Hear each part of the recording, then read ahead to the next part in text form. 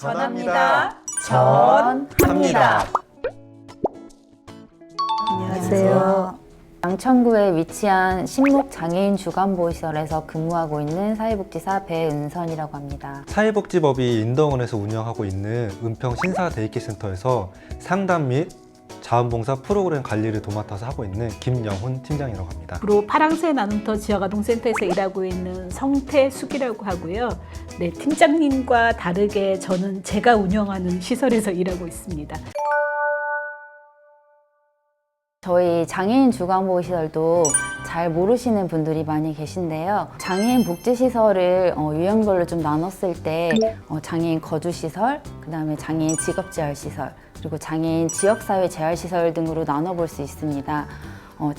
저희 장애인 주간보호시설은 장애인 지역사회 재활시설 중에 하나인데요. 쉽게 말해서 특수학교를 졸업을 하고 성인분들이 낮 시간 동안 저희 시설에 오셔서 여러 가지 다양한 사회재활 서비스를 배우고 또 교육의 기회를 갖고 계십니다. 지역아동센터는 어떤 곳이냐면 아이들이 와서 자기가 그날 해야 하는 공부도 하고 프로그램에 참여도 하고 식사도 하고 놀기도 하고 기본적으로는 그렇게 시간을 보내면서 보호가 이루어지도록 그렇게 활동을 하는 곳이 지역아동센터이고요. 구로동에는 다문화 가정들이 많은데 필요하면 학교에 가서 같이 상담을 한다든지 양육 지원을 하는 곳이라고 생각하셔도 좋을 것 같아요. 네, 저희 이제 데이케어센터를 이용하시는 어르신들 대다수가 가족 돌봄을 받으실 수 없는 어르신이나 아니면 독거노인, 또 이제 부부, 노인분들이 계세요. 그러다 보니까 저희 센터에 이제 나오셔서 저희가 이제 인지 프로그램이라든지 신체 프로그램 등을 이제 제공해드려서 그런 기능들이 이제 유지되고 향상시켜 드릴 수 있도록 도움을 드리고 있습니다. 방학이 끝나지가 않는 상태가 되는 거죠. 그러니까 저희는 어땠냐면 팔팔한 아이들이잖아요.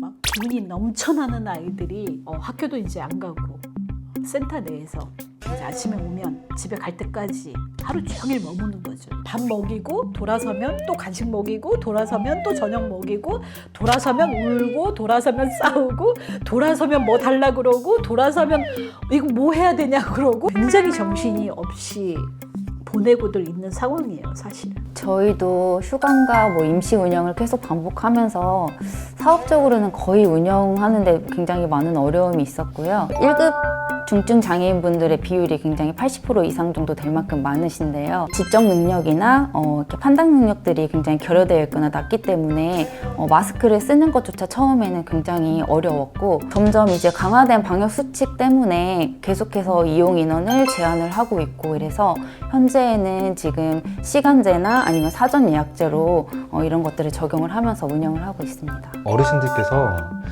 그 입소를 하시려면 코로나19 선제 검사를 받으시고 음성 판정을 받아야지만 입소가 가능한 시스템으로 현재 바뀌어 있는 상황입니다. 비용을 국가에서 따로 지원해주지 않아서 보호자님이 이제 부담을 하다 보니까 그 비용을 내가 왜 센터 이용을 하는데 지불을 해야 되냐, 또 최근에 병원에서 받았는데 왜 이건 안 되냐, 왜 또 받아야 되냐, 이런 항의도 많이 하셨고, 또 그런 비용 부담 때문에 그런 코로나가 좀 잠잠해지면 다음에 이용하겠다라는 그런 보호자님들도 계셨어요. 저희는 이제 또 이 급식의 문제가 커요.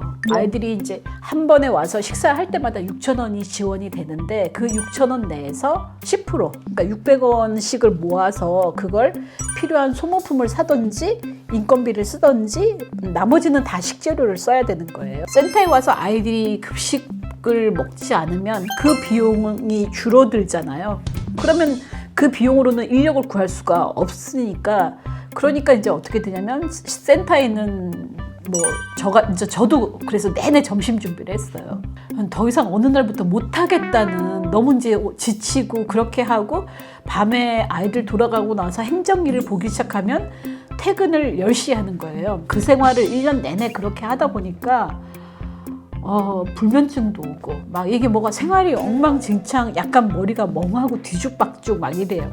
저희는 이제 주간보호 시설 중에서도 여러 가지 사회재활 프로그램이 조금 다양하게 이루어지는 편이에요. 건강지원 같은 경우에도 어떤 센스 교실이나 아니면은 이제 헬스장 이용 이런 것들을 하고 있는데 이제 뭐 강사가 오는 것도 허용이 되지 않고 시설을 이용하는 것도 이게 제한이 되다 보니까 일부 이용자분들은 이제 왜 매년 하던 것을 하지 않느냐에 대해서 반복적으로 물어보시기도 하고 또 서운해하는 감정들도 굉장히 많이 표현을 하시기도 했어요. 배회 증상이라고 약간 이제 그 방황하시고 돌아다니시는 어르신들도 있어요. 그럴 때 이제 어르신한테 또 바깥 활동이라든지 아니면 산책 서비스를 제공해 드리면 또 안정감을 찾으시는데 그러한 서비스도 제공을 못 해드려서 네, 어려운 점이 있고요. 말을 못 하시는 어르신들도 일부 계세요. 네, 그런 어르신들은 저희가 이제 어르신 표정을 보고 아, 이 어르신 지금 뭘 하고 싶으시거나 뭐 화장실을 가고 싶다거나 이런 거를 이제 캐치해서 서비스를 제공해 드리고 있는데 그런 게 제대로 파악이 되지 않아 서비스 제공에 좀 어려움을 겪고 있습니다. 온라인 수업을 학교에서 이제 온라인 수업을 하겠다 이렇게 하니까 초반에는 되게 웃지 못할 해프닝도 많았어요. 툭하면 애들이 아이디하고 비번을 모르겠다는 거예요. 그래서 또 가정에 전화하면 아버님이 뭐 자기 구글 아이디를 알려주거나 또 태블릿 PC나 이런 게 있어야 되는데 이런 게 없잖아요. 아이들한테 학교에서 태블릿 PC를 빌려오게 해서 그래서 뭐 그거 세대를 가지고 이제 다른 애들은 또 핸드폰이 있는 아이들은 핸드폰을 가지고 하는데 근데 모든 수업을 애들이 이렇게 앉아서 손가락으로 이렇게 하면서 배우고 있는 거예요. 축구도 이렇게, 영어도 이렇게, 수학도 이렇게 모든 걸 손가락 하나가 배우고 있는 거예요. 그래서 뭐 난리를 치고 있어요. 그래서 온라인 학습은 저희한테 되게 어려워요. 코로나19로 외부 강사도 출입이 통제가 됐어요. 그러다 보니까 프로그램이 제대로 제공되지 못하고 저희 종사자가 지금 제공하고 있는 시점입니다. 비대면으로 책 읽기 프로그램을 그걸로 한번 대체로 이제 어르신들한테 틀어드려 봤던 적이 있어요. 근데 대면 수업보다 그 영상 틀어놓은 수업이 약간 좀 성의 없는 것 같고 그리고 내가 뭘 해야 될지 모르겠다. 집중도 안 된다.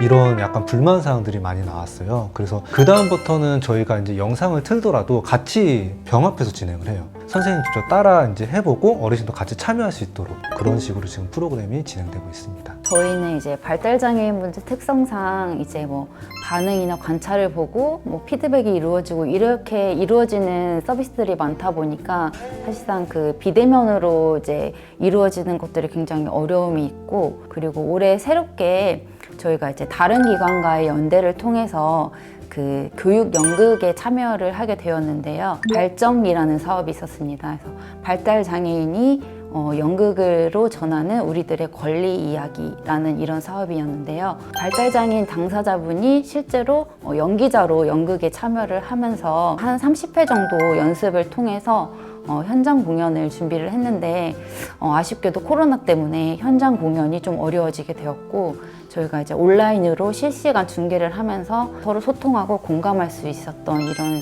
시간이 되었습니다.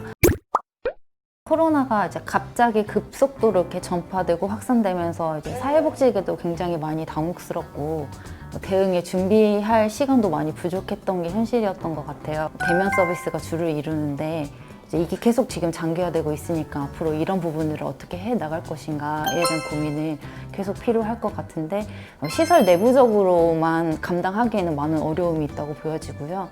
학교라고 하는 제도가 만들어진 이후로 이렇게 아이들이 동네에 오래 있어 본 적이 없는 거예요. 동네가 씨름을 하는 거예요. 와, 얘네 힘들다. 이 아이들 돌보는 거 힘들다. 이렇게. 그래도 아이들은 좀 누군가와 같이 있는 게 저는 필요한 것 같아요. 저희 사회복지사 종사자들이 그 코로나19를 이기기 위해서 열심히 싸우고 있다는 것과 열심히 노력하고 있다는 것을 전해드리고 싶습니다. 코로나가 우리 삶에서 생길 수 있는 하나의 사건은 될 수 있지만 그것이 우리의 삶을 가로막는 장애가 되지 않도록 그렇게 저희들은 일선에서 일을 하고 있습니다. 장애인 복지계에 종사하고 있는 사회복지인으로서 또 발달장애인을 위해 근무하고 있는 사회복지인으로서 우리 모두 지금 너무 잘하고 있다고 이 말을 꼭 전하고 싶습니다.